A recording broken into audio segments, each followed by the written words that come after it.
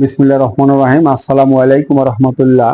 এর আগে একটা ভিডিওতে ঘরোয়া পদ্ধতিতে মানে ঘরোয়া উপকরণ দিয়ে কিভাবে খুব উন্নত মানের একটা প্রোবায়োটিক তৈরি করবেন এ নিয়ে আমি একটা ভিডিও আগে দিয়েছিলাম এবং আপনারা অনেকে কমেন্টও করেছেন যে আপনারা এই প্রোবায়োটিকটা তৈরি করেছেন এবং অনেক ভালো ফলাফল আপনারা পেয়েছেন। কিন্তু সমস্যা ছিল ওই প্রোবায়োটিকটা তৈরি করতে আপনার 21 দিন সময় লাগতো। আজকে আপনাদের আরো শর্টকাট মেথডে মাত্র 3 থেকে 5 দিনে একটা প্রোবায়োটিক তৈরির ঘরোয়া পদ্ধতিতে এবং খুব স্বল্প উপকরণ দিয়ে স্বল্প সময় একটা প্রোবায়োটিক তৈরির ফর্মুলা নিয়ে আপনাদের সাথে আলোচনা করব। তো যদি আপনারা এই ফর্মুলাটাও ব্যবহার করেন তাহলেও আপনারা যথেষ্ট ভালো একটা রেজাল্ট ইনশাল্লাহ পাবেন। এবং আপনারা একটা বিষয় মনে রাখবেন যে আমি আপনাদের সাথে যে বিষয়গুলো শেয়ার করি সাধারণত এর প্রত্যেকটা বিষয় আমি নিজে প্র্যাকটিক্যাল করি এবং এর ফলাফলগুলো পাওয়ার পরেই আমি আপনাদের সাথে শেয়ার করি যাতে আপনাদের কোনো ক্ষতি না হয়। তো আজকে এই ঘরোয়া উপকরণ দিয়ে প্রোবায়োটিক তৈরি করতে যে যে উপকরণগুলো আপনাদের লাগবে, নাম্বার 1 চিটাগুড়। চিটাগুড় 1 কেজি। নাম্বার 2 কুড়া ব্র্যান অথবা গমের ভুসি, গমের ওই যে চিকন ছোট দানাটা, গুঁড়াটা, যে কোনো একটা উপাদান 1 কেজি। টক দই, বাজারে যে টক দইটা পাওয়া যায় অথবা আপনি একটু মহিষ বা গরুর দুধ দিয়ে আপনি ঘরেও একটু যদি আপনি টক দই পেতে একটা পাত্রে সেটাও ব্যবহার করতে পারেন। টক দই লাগবে 200 গ্রাম। নাম্বার 4 পাকা কলা, যে কোনো কলা, এটা একটু চামড়া পচে গেছে বা একটু নষ্ট হয়ে গেছে কোনো সমস্যা নেই, 2টো কলা। নাম্বার 5 ইস্ট 50 গ্রাম। নাম্বার 6 রসুন 50 গ্রাম। এই রসুনটাকে আপনি একদম ছেঁচে এটাকে থেতো করে বা এটাকে বেটে পেস্ট করে আপনি দিতে পারেন, তবে একটু শিল্পাটা একটু থেতো করে দিলে অ্যাকচুয়ালি সবচেয়ে ভালো হয়, যেভাবে চান আপনি দিতে পারেন। 7 নম্বরে হলো পানি 10 লিটার। তাহলে আমার এই 7টা উপকরণ কি কি? চিটাগুড় 1 কেজি, কুড়া অথবা ভুসি 1 কেজি, টক দই 200 গ্রাম, পাকা কলা 2টো, ইস্ট 50 গ্রাম, রসুন থেতো 50 গ্রাম, পানি 10 লিটার। এই সব উপকরণগুলো একসঙ্গে মিশ্রিত করে অবশ্যই কোনো অন্ধকার জায়গায় নয়, কোনো রৌদ্রময় জায়গায় নয়, ছায়াযুক্ত একটা ঠান্ডা জায়গায় ড্রামে এটাকে রাখতে হবে এবং ড্রামের মুখ কোনোভাবেই এয়ারটাইট করা যাবে না। বাতাস চলাচল করতে পারে এমন একটা ঢাকনা আপনাকে ব্যবহার করতে হবে, অথবা একটু পাটের ছালার যে চট এটা আপনি উপরে ব্যবহার করলেন। এই অবস্থায় এটা থাকবে 3 থেকে 5 দিন এবং প্রতিদিন আপনাকে 2বার এটাকে ঘেঁটে দিতে হবে। ঢাকনাটা খুলে আপনাকে এটা ঘেঁটে দিতে হবে, অন্তত পক্ষে একবার ঘাঁটতেই হবে।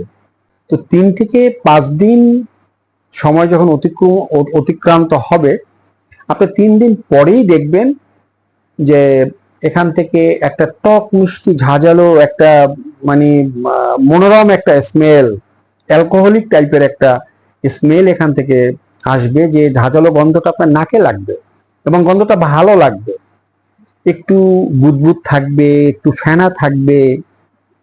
যদি কোনো বাজে গন্ধ বা দুর্গন্ধ আসে তাহলে বুঝবেন নষ্ট হয়ে গেছে, অর্থাৎ আপনার প্রসেসিং এর ভুলের জন্য নষ্ট হয়ে গেছে, এটাকে ফেলে দিতে হবে, কোনো ব্যবহার করা যাবে না। আর যদি এই টক মিষ্টি ঝাঁঝালো গন্ধ এবং বুদবুদ এরকম একটু হালকা ফেনা থাকে তাহলে বুঝবেন যে আপনার এই প্রোবায়োটিকটা আপনার সম্পূর্ণরূপে রেডি হয়ে গেছে। এরপরে আপনি এটা আপনার সমস্ত পুকুরে ছিটিয়ে দিলেন, অথবা যদি সংরক্ষণ আপনি করতে চান তাহলে আপনি এটা সর্বোচ্চ 15 দিন পর্যন্ত একটা কন্টেইনারে এটা সংরক্ষণ করতে পারবেন। এবং কন্টেইনারটা অবশ্যই বায়ু চলাচলই ছায়াযুক্ত ঠান্ডা জায়গায় রাখতে হবে। ফ্রিজে রাখা যাবে না, রোদে রাখা যাবে না, অন্ধকার জায়গায় রাখা যাবে না। আমি যে এই প্রোবায়োটিকটা তৈরি করলাম, এখানে আমার কি কি ব্যাকটেরিয়া তো ফর্ম করলো, কি কি ব্যাকটেরিয়া তৈরি হলো। আমি এই টক দই থেকে পেলাম ল্যাক্টোব্যাসিলাস গ্রুপের ব্যাকটেরিয়া।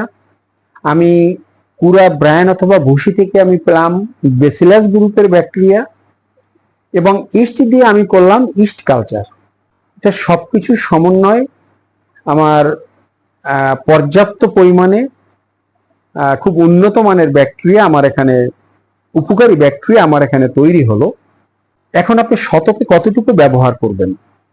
যদি এই উপাদানটা আপনি খালি পুকুর অথবা পুকুর প্রস্তুতকালীন সময় আপনি প্রয়োগ করেন, তাহলে প্রতি শতাংশে 20 থেকে 30 গ্রাম সর্বোচ্চ, তবে 20 গ্রাম ব্যবহার করাটাই সবচেয়ে ভালো। আর যদি পচা কাদা, দুর্গন্ধযুক্ত কাদা, কাদার পরিমাণ বেশি, বা আপনি রাসায়নিক ব্যবহার করেছেন, আগে আপনি বিভিন্ন ধরনের মেডিসিন, অ্যান্টিবায়োটিক ব্যবহার করেছেন, তাহলে আপনি 30 গ্রাম পর্যন্ত ব্যবহার করতে পারবেন। এবং চাষকালীন সময় আপনি যখন মাছ চাষ করছেন, অর্থাৎ আপনার কালচার পুকুরে 10 থেকে 12 গ্রাম, কালচার পুকুরে 10 থেকে 12 গ্রামের বেশি দেওয়ার দরকার নেই। বা কোনো রকম দিলে হয়তো পানিটা কালো হয়ে যেতে পারে, পানি থেকে গন্ধ আসতে পারে, সমস্যা হতে পারে। এই জন্য 10 থেকে 12 গ্রাম। আর যদি পানির পরিমাণটা একটু বেশি থাকে তাহলে সর্বোচ্চ 15 গ্রাম। এটা হলো চাষকালীন সময়, এটা ব্যবহার করতে পারেন প্রতি শতকে। এবং এই প্রোবায়োটিকটা আপনি যদি আপনার পুকুরে প্রতি সপ্তাহে একবার ব্যবহার করেন তাহলে ভালো। আর যদি প্রতি সপ্তাহে না হয়, অন্তত পক্ষে 15 দিনের ভিতরে একবার ব্যবহার করবেন। আর যদি আপনি মাসে 3 বার অর্থাৎ 10 দিন পর পর আপনি ব্যবহার করবেন তাহলেও ভালো, তবে প্রতি সপ্তাহে একবার ব্যবহার করাটাই অতি উত্তম। এবং আপনার পুকুরের এরিয়া অনুসারে আপনি যতটুকু পরিমাণ প্রোবায়োটিক নিলেন তার 10 গুণ বেশি পরিমাণ পানি অবশ্যই আপনার ওই পুকুরের পানি, 10 গুণ বেশি পরিমাণ পানির সাথে এটাকে মিশ্রণটা করে আপনার সমস্ত পুকুরে এটা ছিটিয়ে দিলেন। তো আপনি যদি এই কম খরচে এই উপকরণটা নিজ হাতে তৈরি করেন, তাহলে অন্তত আপনি জানলেন যে আপনি যথেষ্ট উন্নত মানের একটা ব্যাকটেরিয়ার কালচার নিচে করেছেন এবং আপনি এটা পুকুরে প্রয়োগ করেছেন এবং এখান থেকে খুব ভালো একটা রেজাল্ট। আপনার প্রাকৃতিক খাদ্যের ঘাটতি হবে না, মাছের দেহে সহজে কোনো রোগ ব্যাধি বা খারাপ ব্যাকটেরিয়ার আক্রমণ হবে না, মাছের দৈহিক বৃদ্ধিটা আমরা খুব বেশি পরিমাণে পাবো, এবং পুকুরে কখনো প্রাকৃতিক খাদ্যের ঘাটতি হবে না, অক্সিজেন সংকট হবে না, আমার পিএইচ মান সবসময় নিয়ন্ত্রণে থাকবে। আশা করি আজকের এই 3 থেকে 5 দিনে প্রোবায়োটিক তৈরির যে উপাদানগুলো এবং যে নিয়মটা বললাম, আপনারা যদি এই পদ্ধতিতে প্রোবায়োটিকটা ব্যবহার করেন তাহলে আপনারা অনেক উপকৃত হবেন, অনেক লাভবান হতে পারবেন। আজ এ পর্যন্তই, আপনাদের সাথে আবার দেখা হবে পরবর্তী পর্বে। সে পর্যন্ত সবাই ভালো থাকবেন, সুস্থ থাকবেন, নিরাপদ থাকবেন। আল্লাহ হাফিজ।